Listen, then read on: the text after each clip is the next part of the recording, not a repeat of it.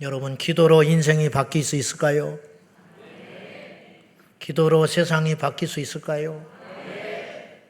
그러면 기도는 가장 강력한 영적 행위 중에 하나일 것입니다.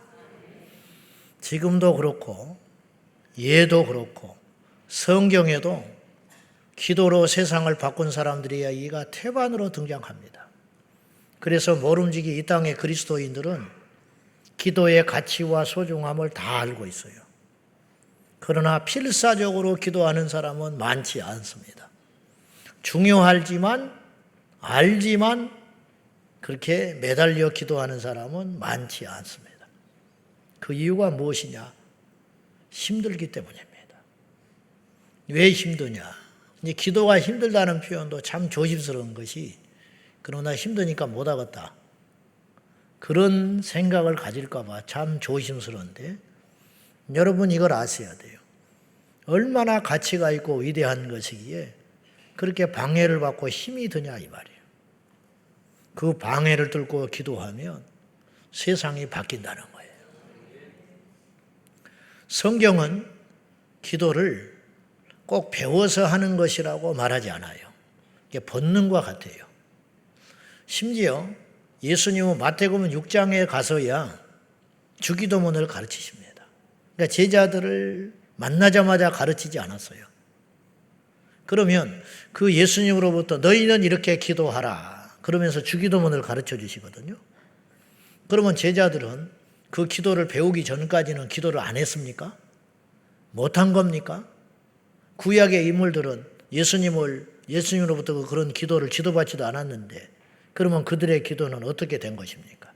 그러니까 기도는 교육이나 어떤 가르침이라기보다는 생존을 위한 성도들의 본능이라고 할 수 있어요. 참 우리가 무심코 지나가는데 전 세계의 모든 피조물 중에 동물들은 태어나자마자 엄마의 젖을 배우지도 않았는데 찾습니다. 이 동물의 왕국 같은 걸 보면 경이롭습니다, 사실은. 어떻게 그걸 배우고 태어났는지, 그 어린 것들이. 캥거루가 새끼를 낳아가지고 어머니 주머니에 그다 넣어놔요. 그러면 필사적으로 손가락만한 빨간 핏덩어리가 꾸물꾸물 기어가지고 엄마의 젖을 찾기 위해서 사력을 다하는 것을 볼 수 있습니다. 그리고는 그 젖을 찾고 어떻게 그걸 먹어야 산다는 걸 아는 거예요. 미스테리한 거지요. 절대로 어미가 새끼를 입에다 물어서 젖에다가 물어주지 않아요. 성도들은 모름지기 본능적으로 기도합니다. 그 기도를 잘하라는 게 아니에요. 믿음의 기도는 역사가 일어난다는 거예요. 영적 전쟁의 측면에서 전신갑주 무기를 6개를 살펴보면서 기도를 우리가 또 보는 거예요. 왜 기도가 강력한 영적 무기가 되는가? 그건 첫째로, 그것은 우리가 기도하면 하나님께서 싸우시기 때문이에요. 자, 아말렉과 싸우는 이스라엘을 우리는 잘 압니다. 출애굽기 17장에 등장하는데 모세가 어떤 전략을 펴냐면 여호수아를 전쟁터에 나가라고 그래요. 여호수아가 순종하고 사람들을 데리고 나갑니다. 이 전쟁이 도저히 이기고 싸울 수 없는 싸움인 게, 아말렉은 전쟁을 해봤던 민족이고요, 이스라엘은 광야에 나와서 처음 싸워보는 거예요. 그들은 오합지졸이에요. 싸움이라는 것도 자꾸 해야 전략이 생기고 방법이 생기는 거거든요. 근데 이들은 무기도 시원치 않았을 것이고 정비된 군인도 많지 않았고, 그리고 전략도 없어요. 경험도 없어요.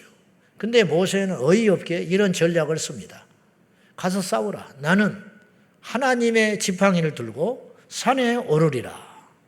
이렇게 이야기해요. 아마 성경은 기록되어 있지 않지만 저는 확신하건대 이 전략은 하나님께로부터 온 거예요. 하나님이 모세에게 가르쳐 준 거예요. 여호수아를 내보내고, 여러분 한 사람이라도 필요한 이때에 모세가 뒤에서 손을 들고 있다는 건 얼마나 어리석은 겁니까? 가서 칼을 들고 같이 싸우는 것이 옳은 일인데, 모세는 아론과 훌을 데리고 후방의 산에 올라가서 손을 든다는 거예요. 이 지혜와 이 전략은 어디서 온 것일까? 저는 하나님이 그렇게 해라고 했다고 말씀했다고 나는 믿어요. 하나님의 지팡이 들고 산에 올라가서 손을 들었다는 건 뭐냐? 이건 수신호를 보냈다는 의미가 아니에요. 이건 하나님께 기도했다는 거예요. 필사적으로 기도했다라는 거예요. 그걸 우리가 어떻게 알 수 있냐면 출애굽기 17장 10절과 11절 말씀을 한번 보겠습니다. 시작. 아말렉과 싸우고 모세와 아론과 훌은 산 꼭대기에 올라가서 모세가 손을 들면 이스라엘이 이기고 손을 내리면 아말렉이 이기더니 모세가 손을 들었다. 모세가 기도했다 이 말이에요. 모세가 하나님을 절실하게 찾는 표현이 손 든 거예요. 우리도 예배 중에 손 들 때가 있잖아요. 우리가 찬송할 때 손 들 때가 있잖아요. 이게 무슨 표현이요? 심심해서 드는 겁니까? 하나님을 절실하게 찾다 보니까 표현할 길이 없어서 일어나기도 하고 손을 들기도 하고 통곡하기도 하고 막 뛰기도 하고 막 그러는 거 아니에요? 하나님이 다 알아요. 그 몸부림을 안다고요. 모세가 손을 들었다는 건 하나님을 절실히 찾고 매달려 기도했다는 의미 아니겠습니까? 하나님의 지팡이를 손에 쥐고 확 손을 들고 있어요. 근데 사람인지라 손을 들어야 한다는 건 알지만 들면 이스라엘 자기 백성들이 이긴다는 게 보이지만서도 오랜 시간이 지나니까 손이 내려가는 건 어쩔 수가 없어요. 손을 들면 이기고 손이 내려가면 이스라엘이 밀리더라는 거예요. 여러분, 우리 인생의 승패는 여기에 달려 있어요. 여호수아가 잘해서 이긴 게 아니라고요. 그리고 이 전쟁에서 승리한 후에 제단을 쌓고 그것을 뭐라고 이름을 지었느냐? 여호와 니시, 여호와의 깃발. 그리고 모세가 선언하기를 여호와께서 아말렉과 싸우셨다 이렇게 선언했어요. 여호수아가 아말렉을 싸운 게 아니라는 거예요. 하나님께서 아말렉과 싸웠다. 아말렉이 무슨 수로 하나님을 이깁니까? 근데 하나님을 전쟁터 전면에 보내시사 그분으로 하여금 싸워 승리하게 하시게 하시는 그 역사는 어디에 달린 것이냐? 모세의 손을 들매 있었다라는 거예요. 여러분, 인생은 어디에 달려 있느냐? 기도에 달려 있어요. 아브라함을 비롯한 모세, 다니엘, 엘리야, 신약의 예수님의 제자들까지 기도로 인류 역사를 바꿔왔어요. 에스더도 마찬가지고. 아브라함이 소돔과 고모라가 멸망한다고 하실 적에 하나님께 매달려 기도합니다. 결과적으로는 멸망을 했어요. 그러나 아브라함의 기도를 안 들으셔서 멸망한 게 아니에요. 50명에서 시작한 의인이 10까지 왔는데 아브라함도 양심이 있지. 하나님 앞에 더 부끄러워서 말을 못하겠는 거예요. 이 큰 성에 의인 10이 없으니 살려주시오라는 말을 더 이상 못하겠는 거예요. 50에서 시작했는데 50이면 어떻습니까? 그래 내가 살려줄게. 45이면 어떻습니까? 내가 살려줄게. 40이면 어떻습니까? 내려오다가 몇 번 조심스럽게. 정작 하나님은 화를 내지 않았어요. 그런데 아브라함 스스로가 하나님께서 진노하실까 봐 너무너무 조심스럽게 10명이 있으면 어떡하실랍니까? 그래도 내가 봐줄게. 차라리 아브라함이 크게 쓴 김에 그냥 봐주시오. 그 엉망진창이라도 한 번만 좀 기회를 주세요. 그랬으면 하나님이 어땠을까? 그래도 하나님이 들어주셨을 거라고 나는 생각해. 이스라엘 백성들이 광야에서 범죄할 때마다 그들을 살려낸 것은 모세의 기도였습니다. 출애굽기 32장, 민수기 14장, 민수기 16장 성경에 등장한 것만 그 정도예요. 전염병으로 이들을 내가 쓸어버리겠다. 내가 징글징글하다. 아무리 은혜를 몰라도 그렇지 이럴 수가 있냐. 내가 너와 함께 다시 시작하리라. 모세가 그때마다 하나님께 나아갑니다. 하나님 약속하셨잖아요. 아브라함을 통해서 약속했지 않습니까? 하늘의 별처럼 바다의 모래처럼 흥황하게 하시겠다고. 근데 여기서 죽여버리면 어떠자는 것입니까? 이 광야에 데려다가 다 죽여버리면 이방 사람들이 뭐라 하겠습니까? 저들이 믿는 하나님은 어디 있냐고 조롱할 것입니다. 그러니 살려주십시오. 그 기도가 이스라엘을 살렸다니까요. 그 기도가 세계 역사를 바꿨다니까요. 우리가 몰라서 그렇지 우리 인생과 세상은 사실은 말이죠. 기도로 굴러가고 있는 거야. 왜냐? 하나님이 주인이시잖아요. 기도는 단순히 필요한 것을 구하고 그러는 것 이상의 강력한 능력이 있다는 걸 오늘 우리가 분명히 인식하셔야 됩니다. 인생이 전쟁이라고 하지 않습니까? 지금도 전쟁하고 있어요. 마음속으로. 예배당 나가면 전쟁이 시작됩니다. 이 전쟁터에 우리가 무슨 수로 이깁니까? 우리 자녀들 가르치면 뭐합니까? 잘 먹이면 입히면 뭐합니까? 세상에서 어떤 수로 저들이 승리할 수 있겠습니까? 우리가 그들을 위해 기도할 적에 그들은 천군만마 영적인 힘을 얻어서 승리하는 주님의 용사가 되는 것이에요. 2차 대전이 한참일 적에 영국 웨일즈 태생의 리즈 하윌즈, 성령의 사람 리즈 하윌즈의 중보기도라는 책이 있습니다. 그 책이 너무 좋은 책입니다. 그 책에 리즈 하윌즈의 수많은 기도 응답들의 내용이 나오는데 2차 대전이 발발하자 리즈 하윌즈는 자신이 가르치는 학생들에게 이렇게 촉구했습니다. 하나님은 기도자를 부르고 계십니다. 정말 전선에서 적을 대항하여 싸우는 것처럼 지금 영국 군인들이 전방에서 싸우고 있는 것처럼 우리는 마귀와의 싸움에서 자기의 생명을 제단 앞에 올려드릴 수 있는 주님의 군사들을 모집합니다. 이렇게 이야기하고 있어요. 여호수아가 전장에 가서 싸우듯이 모세도 땀을 흘리고 생명을 걸면서 후방에서 손을 들고 하나님을 찾았듯이 오늘 이 시대에 하나님의 골방에서 하나님의 전에서 이 영적 전쟁 가운데 생명을 걸고 기도할 용사들이 이 시대에 필요하다, 그런 뜻입니다. 두 번째로 왜 기도가 우리에게 영적인 무기가 되고 힘이 되는가 하면은 기도하면 우리 안에 담력과 믿음이 충만해져서 세상을 이길 수 있는 힘이 생기기 때문이에요. 세상에서 어찌할 수 없는 게 우리 마음이에요. 우리 마음을 우리가 무슨 수로 바꿉니까? 내 마음인데 내가 바꾸지를 못해. 그래서 우울증이 오는 거예요. 내 마음을 바꾸고 싶다면 사지 멀쩡하고 모든 것이 편안한데 왜 우울증이 오겠습니까? 사지 멀쩡한데 감사가 터져야지. 근데 안 되는 거예요, 이게. 상담을 백날 해보세요. 상담을 해서 뭐라고 그러는지 다 안다 이거야. 안다. 내가 상담한 중에 제일 곤혹스러운 상담이 하나 있었어요. 어느 날 새벽기도 끝나는데 안수 집사님이 나를 찾아왔어요. 옛날에, 여기 없어요 지금.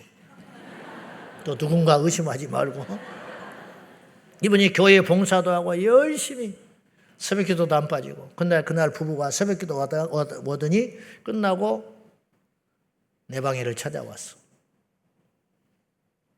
그러면서 속에 있는 이야기를 하게 됐어. 목사님, 나는 껍데기만 예수 믿습니다. 안 믿어진대, 예수가. 안수 집사인데. 기도해주고 A3 용지를 2장을 갖다 놓고 성경과 십자가의 사건을 통해서 내가 1시간 반을 설명을 했어. 알겠습니다. 예. 마지막에 뭐라고 다 안다 이거야. 다 안돼. 교회를 내 나이만큼 다녔는데 모르겠어. 어릴 적부터. 봉사란 다 했는데 그걸 모르겠는데. 나한테 그렇게 표현은 안 하죠. 목사님 다 합니다. 근데 안 믿어진 걸 어떡합니까? 나도 미치고 팔딱 뛰었더라고. 내가 갖고 있는 모든 지식과 모든 역량을 동원하여서 기도하면서 이걸 설명을 했는데 다 안 돼. 차라리 모르는 사람 같으면 알았으니 이제 믿을 것인데 안다는데 안 믿어진다는 걸 어떡하겠냐고. 그럼 어떻게 해야 돼? 기도밖에 없어. 아는데 안 믿어지는 마음을 어떻게 바꾸냐고. 죄인 줄 아는데 돌이키지 못하는 그 마음을 무슨 수로 바꾸냐고. 환경이 이렇게 복잡하고 시끄러운데 무슨 수로 이 환경을 우리가 이기냐고요. 결국은 우리가 처한 상황 속에서 제일 먼저 우리가 승리할 수 있는 비결은 무엇이냐? 우리 안에 주님 주시는 담력과 믿음으로 승리하는 길밖에 없다 이 말이죠. 여러분, 똑같은 환경인데 어느 때는 절망이 와요. 똑같은 환경인데 어느 때는 힘이 생겨서 이길 수 있을 것만 같아요. 이런 경험들을 여러분 다 한두 번씩은 하고 이 자리에 와 있을 거예요. 즉, before, after. 이 갈림길은 어디에 있느냐? 기도에 있는 줄로 믿습니다. 기도하면 풍랑이 일어도 빠지지 않는 거예요. 믿음이 있으니까 안 빠지는 거예요. 베드로가 주님을 피했을 때 풍랑에 빠지고 말았죠. 여러분, 여전히 바다 위를 걷고 있었어요. 그러나 풍랑을 주목하면 무너지는 거야. 예수님을 주목하면 걷게 되는 것이고 이게 어디서 오냐 이 말이에요 도대체. 베드로가 안진뱅이를 만났습니다. 우리가 다 그런 경험하고 사는 거예요 지금. 옛날에 베드로라면 그냥 지나가는 거예요. 아이고 거지 같은 놈.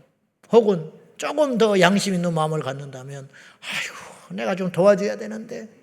근데 그날 베드로는 그런 마음이 아니에요. 기도하고 충만하니까 베드로가 그렇게 안 보여요. 내가 가난한 게 부끄럽지 않아.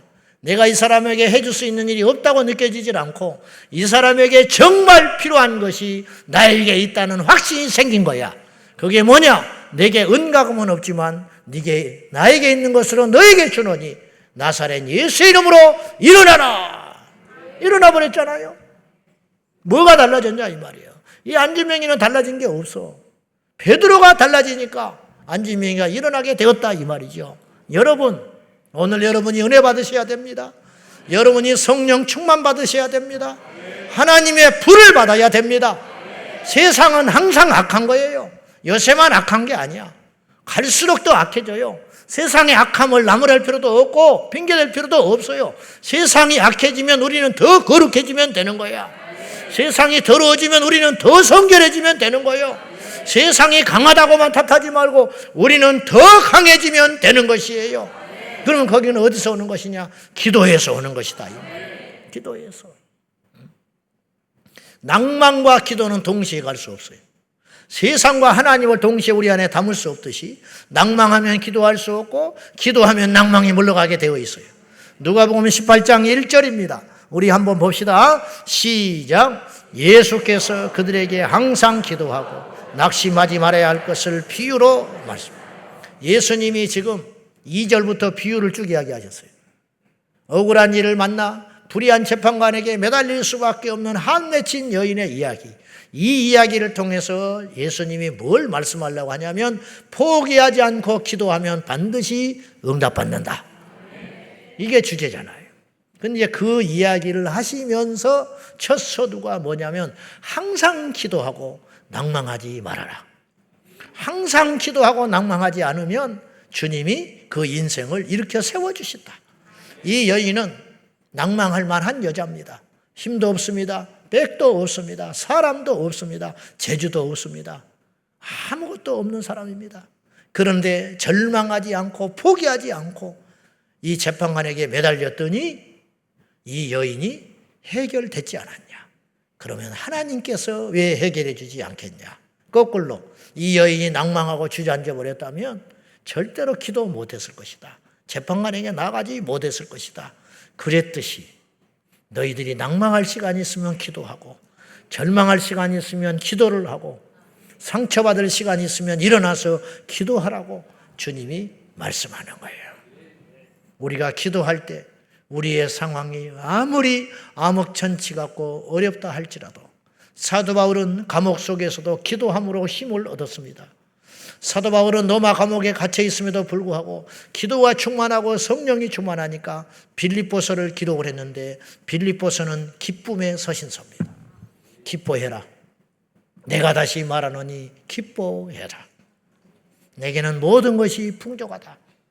이 말을 어떻게 할 수 있냐고요. 에어컨 켜놓고 서재에서 쓴 글이 아니에요. 칙칙한 감옥에서 착고에 채워져 억울하게 채찍에 맞아 온몸이 피투성이가 된 상태로 사도 바울이 쓴 서신서가 빌립보서다 이 말이에요. 기도가 얼마나 영적인 힘을 가져다 주는 것이냐 하면은 기도하자고 설교만 해도 우리에게 힘이 생겨요. 무슨 말이냐면 제가 오늘 여러분에게 설교할 적에 여러분 우리 열심히 삽시다. 그래도 여러분은 아멘 할 거야. 열심히 삽시다. 우리 이번 주에도 열심히 살아서 우리 힘을 냅시다. 그러면 아멘하고 돌아가겠지. 그건 혼에 대한 설교예요. 그래, 그것이 우리에게 무슨 힘이 돼? 그러나 제가 여러분에게 이렇게 촉구합니다. 기도해야 됩니다. 기도하면 삽니다. 기도합시다. 외치면 그 메시지는 영에 호소하는 거야. 그러니까 기도만 설교해도 우리 영혼에 힘을 얻어요. 그러니 우리가 기도하면 얼마나 놀라운 일이 일어나겠냐고요. 기도를 쉬고 있는 여러분, 기도가 이만큼 했으면 됐다라고 여겨지는 여러분, 나도 한때 기도를 많이 했지라고 지난 회상하고 사는 여러분, 다시 기도의 자리에 나오시기를 주님의 이름으로 촉구합니다. 기도해야 삽니다. 다른 사람 탓할 거 하나 없습니다. 세상 탓할 필요 없습니다. 내가 기도가 약해니까 탓하게 되고, 내가 기도가 식어지니까 상처받게 되고, 상처는 다 받고 사는 거예요. 그러나 그 상처를 이길 수 있는 힘은 기도의 능력에서 온다니까요. 알고도 끊지 못하는 이유, 알고도 행치 못하는 이유는 기도의 동력이 꺼졌기 때문인 걸 알고, 우리 모두 다시 한번 힘을 내어서 기도의 자리에 나오기를 예수님의 이름으로 축복합니다. 지난주에 기도의 4대 능력을 하면서 2가지를 했어요. 이어서 오늘 18절부터 20절의 말씀을 통해서 하나님의 전신갑주 6개에 더하여 어째서 이 기도가 그렇게 강력한 무기가 될 수 있으며 우리는 과연 어떻게 무엇을 기도해야 하는가 우리 살펴보도록 하겠습니다. 자, 18절 한번 보시죠. 다 같이 시작. 항상 성령 안에서 기도하고 이를 위하여 깨어 구하기를 항상 힘쓰며 여러 성도를 위하여 구하라. 지난 시간에 우리가 성령 안에서 기도해야 된다. 2번째로 항상 깨어 힘써서 기도해야 된다. 왜냐? 기도는 그럴 만한 가치가 있는 것이다 그랬습니다.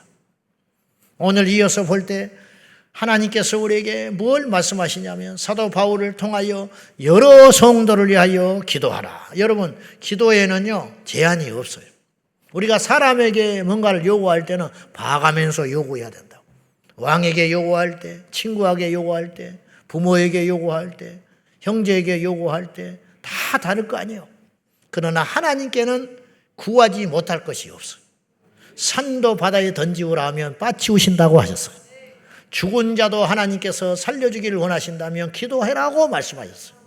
그런 것처럼 여호와께 능치 못할 일이 있겠느냐. 여리고성을 칼 한 번 휘두르지 않고 무너뜨리고 승리하셨어요. 광야에서 우물 한 번 안 파고 생수를 마시고 살았어요. 광야에서 농사 한 번 안 짓고 만나를 먹고 살았다 이 말이요. 과연 이것이 어떻게 가능하냐. 광야에 길을 내고 광야에 생수를 주겠다고 약속하신 하나님이 오늘날 이스라엘은 전 세계 최고의 농수산물 수출 국가가 됐어요. 과연 무엇으로 이런 일이 가능하게 하시냐. 하나님의 약속은 반드시 이루어진다는 거예요. 사람에게 줄대지 말고 하나님께 줄대라 이 말이에요. 그렇듯이 우리가 기도하지 못할 범위는 없다. 우리는 한 번도 만나지 않는 자를 위해서도 기도할 수 있어요. 우리는 미국 대통령을 언제 봤습니까? 그 사람이 우리한테 전화하기를 합니까? 밥 한 그릇 사주기를 했습니까? 그 사람이 죽든 살든 나하고 무슨 상관이 있습니까? 그러나 우리는 그를 위해 기도해야 됩니다. 우리는 위정자들을 위해서도 기도해야 됩니다. 우리는 한 번도 만나지 못한 저 김정은이를 위해서 밉더라도 기도해야 됩니다. 지금 우리는 저 열방에서 복음 전하는 선교사님을 위해서도 기도해야 됩니다. 너희는 모든 성도를 위해 기도해라. 주님이 그렇게 말씀하셨어요. 지난 화요일 날 임진각 그 주변에서 평화공원에서 연합 집회를 한다고 그래서 이제 갔어요. 갔더니 집회를 마치고 난 집회 가서 좀 부끄러움을 느꼈어요. 내가 이거 뭘 하고 있는가. 내 우물한 개구리와 같구나. 이게 뭐냐면 거기에 보니까 10년여 동안 중국에서 선교사 하시다가 북한에 억류돼 가지고 있는 3명의 선교사가 있더라고. 그분 우리 관심이나 있습니까? 근데 그 명단에 있더라고. 이분들을 위해 기도하는 시간이 있었어요. 기도를 했어요. 그리고 끝나고 나오는데 어떤 분이 헐레벌떡 저한테 뛰어왔어요. 누구시냐고 그랬더니 그 억류된 선교사의 형님이라는 거야. 내가 가슴이 쿵 했어. 나는 뭘 하고 있지? 10년째 억류돼 있는 거예요. 그 생사를 아십니까? 어떻게 모른대. 죽었는지도 몰라 사실은. 우리하고 무슨 상관이 있냐고요? 그렇지 않아요. 1800년대 중순부터 중엽부터 우리나라에 선교사님들이 들어오기 시작했습니다. 언더우스, 알렌, 아펜셀러, 토마스, 이름 없는 수많은 무명의 선교사들. 그분들이 혼자 왔을까요? 그 후방에서 기도하는 성도들의 기도를 등에 업고 온 거예요. 그들이 우리를 위해 기도해 준 거예요. 그들이 우리를 어떻게 압니까? 이 나라가 망하든 일제 그 캄캄한 그 시절에 동방의 소국, 국권도 상실해버린 이 나라의 조선 땅에 복음을 전하러 왔던 그 선교사님들, 지금이야 교통이라도 좋지. 지금이야 아무리 멀어도 이틀이면 비행기 타고 전 세계 어디든지 갈 수 있어요. 그 옛날 3개월씩 배를 타고 죽음의 사선을 넘어서 전염병이 창궐한 이 땅에 실제로 와서 한 달 만에 죽은 여자 선교사가 있었어요. 그들만 왔겠냐고. 그 후방에서 그들이 기도했던 그 성도들, 그 선교사님을 위해 기도하고 조선 땅에 뿌려진 그 복음을 위해서 기도하고 조선 땅에서 그 복음을 듣게 된 이름 없는 그 조선 땅의 그 연약한 백성들을 위해서 눈물로 기도했던 중보기도팀이 그 곳곳에 그 나라 교회마다 없었겠냐고. 그들이 여러 성도를 위해서 열방을 위해서 기도한 결과 이 나라가 여기까지 왔다 이 말이에요. 6.25가 터졌을 때 지난 27일이 정전 70주년이었습니다. 16개국 유엔에서 이 나라에 파병을 해줬습니다. 그 옛날에 1950년에 6.25가 터지자마자 지금도 그렇게 신속하게 어느 나라의 16국가가 파병해 주는 건 쉬운 일이 아니에요. 지금 러시아, 우크라이나 누가 파병을 합니까? 그렇게 쉽게. 이 국제 정세가 그렇게 만만하지 않잖아요. 지금 우크라이나가 우리나라 그 옛날 50년 전쟁 났던 그 우리나라 남한 땅보다 가치가 없을까요? 나는 그렇게 보지 않아요. 근데 이게 어떻게 이런 일이 가능하냐. 이디오피아, 호주, 캐나다, 미국을 중심으로 미국의 그 젊은이들이 미국이 잘하고 못하고를 떠나서 나는 친미주의자고 반미주의를 떠나서 그 꽃다운 젊은이들이 19살 먹은 애가 와서 죽었어요. 미국의 젊은이가. 우리하고 피가 섞였어? 뭐가 섞였어? 응? 지난 7월 27일 날 정전일이었어요. 70주년 올해. 70년 동안 휴전 상태에 있는 거예요. 70년 동안 전쟁이 안 일어난 것도 세계 유례사에 있을 수 없는 일이야. 우리나라가 국경이 있는 나라가 아니라니까요, 지금. 전쟁 휴전 상태라니까요. 선전포고 하나고도 넘어올 수 있는 지경이에요. 선전포고라는 것은 국가가 국가끼리 전쟁할 때 선전포고 하는 거야. 지금이라도 총 쏘고 내려와도 이건 휴전의 끝이기 때문에 전쟁 개시기 때문에 이거는 정전협정을 어긴 것도 아니에요. 그냥 싸워야 되는 거예요. 이 아슬한 이 철책선을 막아주신 70년에 막아주는 역사가 우연한 일이겠느냐. 누군가 기도했을 것이다. 누군가. 그걸 잊지 말자. 우리 중보기도팀에서 매일 기도 자리가 올라옵니다. 좋은 건 소식이 없어. 승진했다, 집 샀다, 뭐 그런 건 하나도 안 올라와. 아프다, 들어놓았다, 망했다, 죽었다, 뭐 이런 소리만 들리고 그러지. 그러면 중보팀이 올려요. 그러면 중보팀들이 기도합니다. 다 기도하진 않겠지요. 그러나 그 순간에 누군가는 깨어서 기도할 겁니다. 누군가는 화살 기도를 할 거라고. 그 기도를 통해서 고비를 넘어가고 그 기도를 통해서 병상에서 일어나게 되고 그 기도를 통해서 부도 위기에 있는 사업이 다시 일어나게 되고 이런 일들이 일어나게 되는 거죠. 그러므로 인류의 역사는 기도의 역사라고 할 수 있어요. 성도 여러분, 여러분이 그걸 인정하든 인정하지 않든 성경과 이 시대가 증명하는 것이 있는데 기도하는 자가 세상을 움직인다 이 말이요.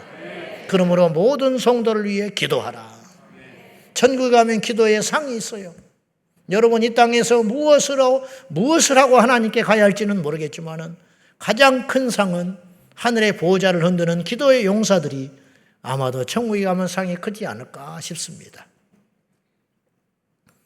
마지막으로 바울이 에베소 교회 성도들에게 편지를 하면서 당부하는 것은 뭐냐? 자기를 위해서 기도해 달라는 거예요. 자기를 위해서 기도하되 어떤 내용으로 기도하느냐 하면은 자 20절 봅시다. 같이 봐요. 시작. 이 일을 위하여 내가 쇠사슬에 매인 사신이 된 것은 나로 이 일에 당연히 할 말을 담대히 하게 하려 하시면 나를 위해 기도해 달라. 내게 말씀을 주사 담대히 복음의 비밀을 외칠 수 있도록 기도해 줄 뿐만 아니라 내가 쇠사슬에 매인 사신이 된 것은 지금 옥중에 있다는 걸 알 수 있는 거예요.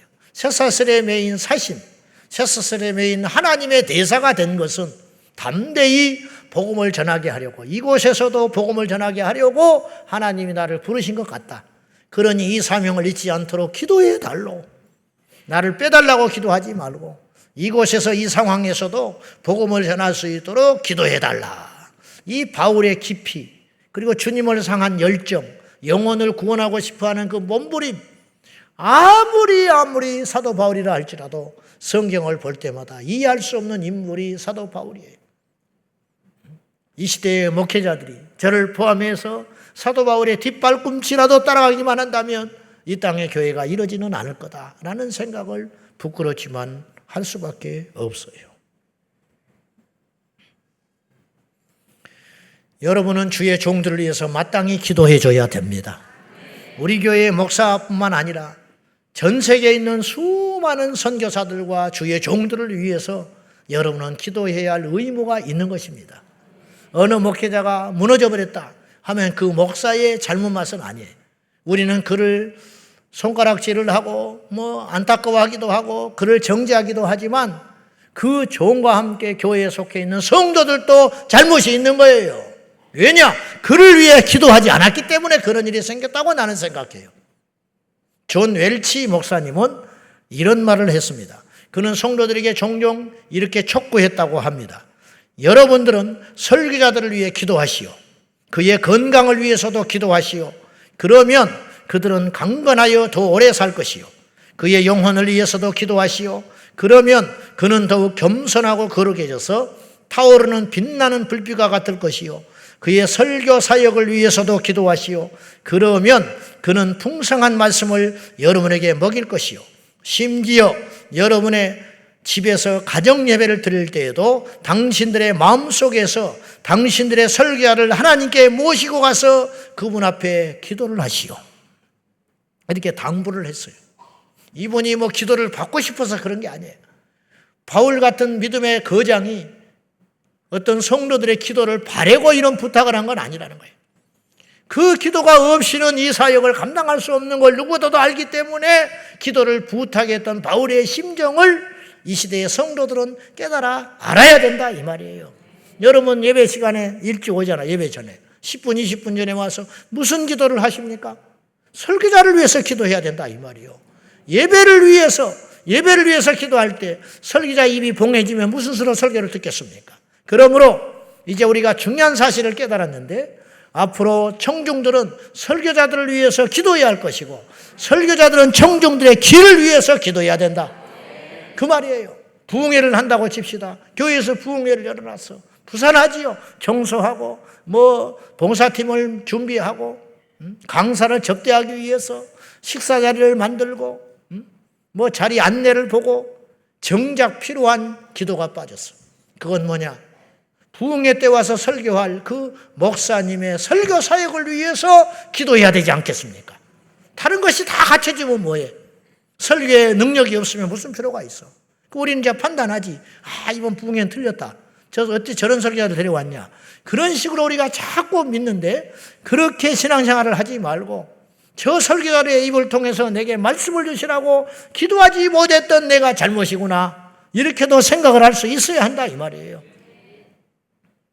뻔뻔하다고 듣지 말고 우리는 이처럼 바울을 위해서 사도 바울을 위해서 에베소 교회가 기도해야 했듯이 이 시대에 우리 모든 성도들은 이 땅의 종들과 설교사역자들과 선교사들을 위해서 복음 증거자들을 위해서 끊임없는 기도가 있어야 할 줄로 믿습니다. 디모데전서 2장 1절과 2절 말씀 한번 보겠습니다. 시작.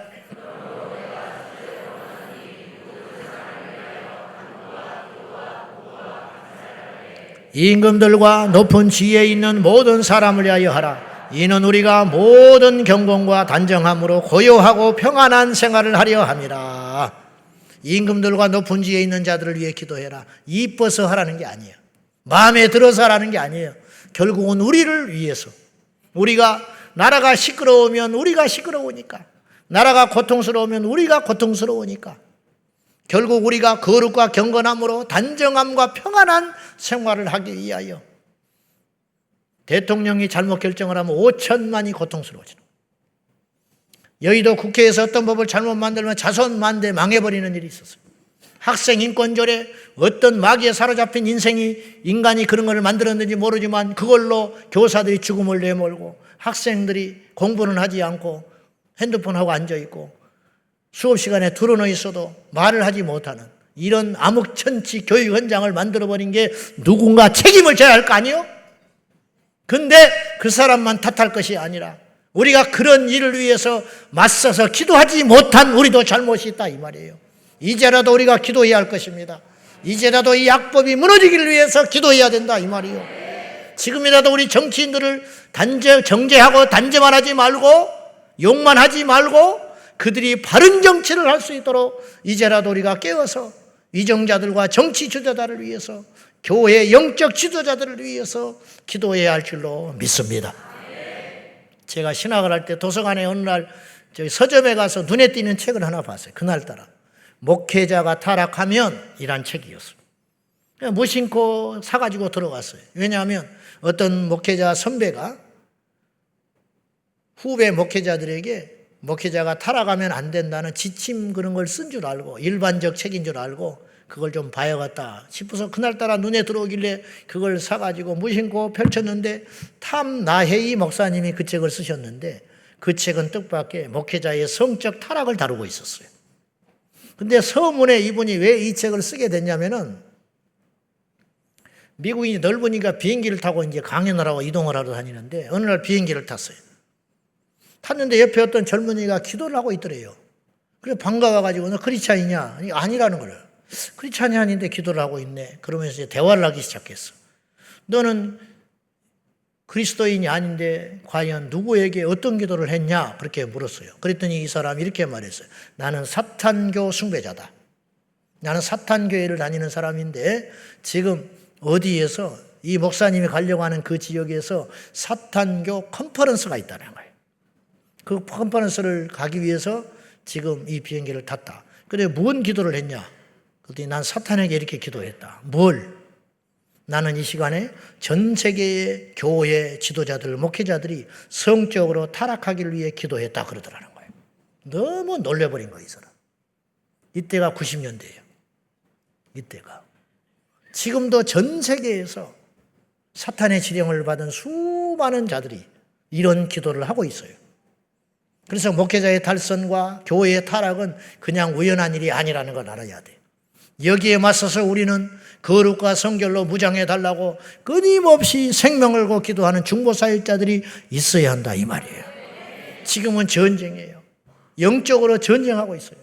마귀들이 전 세계의 교회가 무너지기를 위해 기도하고 있고 전 세계의 사탄 숭배자들이 이슬람이 창궐하기를 위해 기도하고 있고 전 세계의 교회 지도자들이 타락하기를 위해 기도하고 있고 전 세계 신학교가 무너지기를 위해 기도하고 있어요.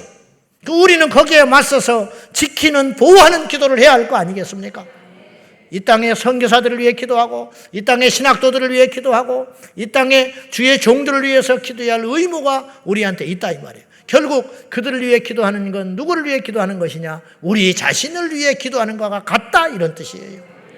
우리가 자녀들을 다 키워가지고 장성하여 시집가고 장가갔지만 우리는 다음 세대를 위해 기도해야 되는 거예요.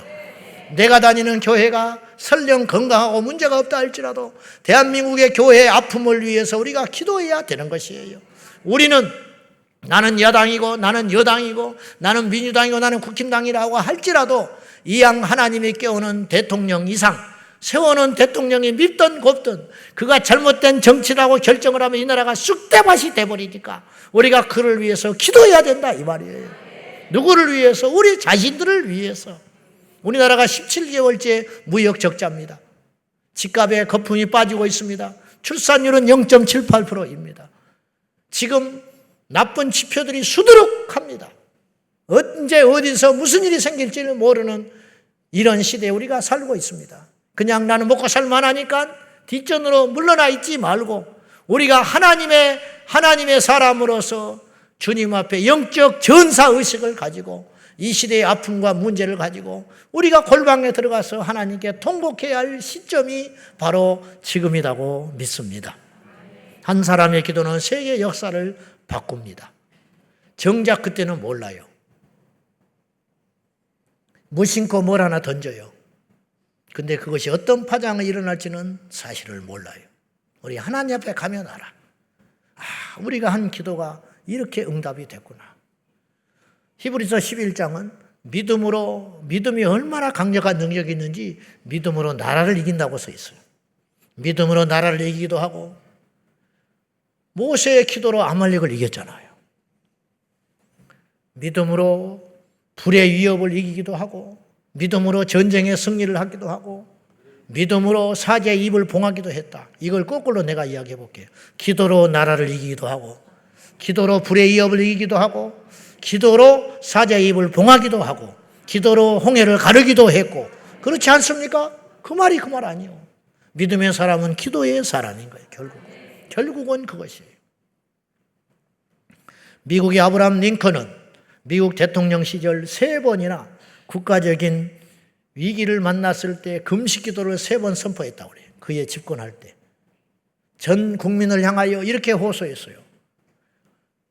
미 합중국을 위해서 금식을 선포하니 기도에 동참해달라고 3번이나 호소했어요. 어쩌면 그 고비고비마다. 그래서 미국이 건대왔는지도 몰라요. 그건 모르는 일이라니까요. CCC 설립자 빌 브라이트 박사는 40일 금식 기도를 7번이나 하면서 미국의 부흥을 위해서 기도했다고 그래요. 그래서 미국이 그때 견딜 수 있었는지 몰라. 현재 미국의 타락과 이 전 세계에 범람하고 있는 음란의 문화들은 어쩌면 기도의 용사들이 약해졌기 때문이고 교회들이 깊은 잠에 빠져 있기 때문에 그러는지도 몰라요. 이제 우리는 다시 정신을 차리고 우리 제자강성교회가 부족하지만은 기도의 선봉에 서서 하나님께 깨어 기도하는 저와 여러분이 되어야 하겠습니다. 김중곤 목사님 생전에 캄보디아, 베트남이 공산화되는 걸 목격을 했어요. 그래서 그분은 나중에 어떤 연락을 받게 됐냐면 북한 김일성이 중국의 모택동에 가서 군사 원조를 요청했다는 소식을 듣고 만약에 그것이 받아들여지면 북한이 군사를 무장하여 그 옛날 중공의 원조를 업어서 북한이 우리나라를 그래서 유엔군이 저 백두산까지 가지 못했던 것처럼 혹시라도 또 그런 일이 생겨서 야욕을 할까 봐 모택동에 가서 군사원조를 하고 그것이 받아들여지면 이 나라가 불바다가 된다는 걸 알고 김중곤 목사님이 그때 CCC 간사 22명과 함께 40일 금식기도에 들어갔습니다. 사람들은 이걸 몰라. 그러나 압니까? 그 기도 때문에 그 계획이 좌절됐는지.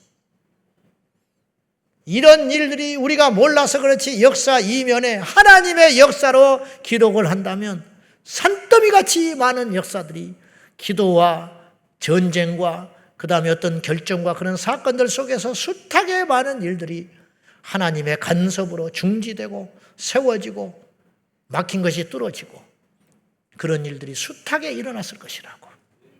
우리도 말할 것도 없어요. 저희 교회도 말할 것도 없어요. 여러분의 일상도 말할 것도 없습니다.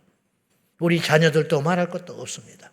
그러므로 부모는 자식을 위한 기도의 파수꾼이 되어야 할 것이고 국민들은 이 나라를 위한 기도의 파수꾼이 되어야 할 것이고 우리 성도들은 선교사님들을 위한 기도의 파수꾼이 되어서 이 마지막 때에 하나님 앞에 갔을 때에 뭐라고 왔느냐 물으시면 하나님 앞에 기도의 산재물이었다고 인정받고 칭찬받는 저희 모두가 되어야 하겠습니다. 세상에 우연히 일어나는 일은 없다고 그랬어요. 반드시 그 배후에는 마귀가 있든지 하나님이 있다. 그 둘 중에 하나다.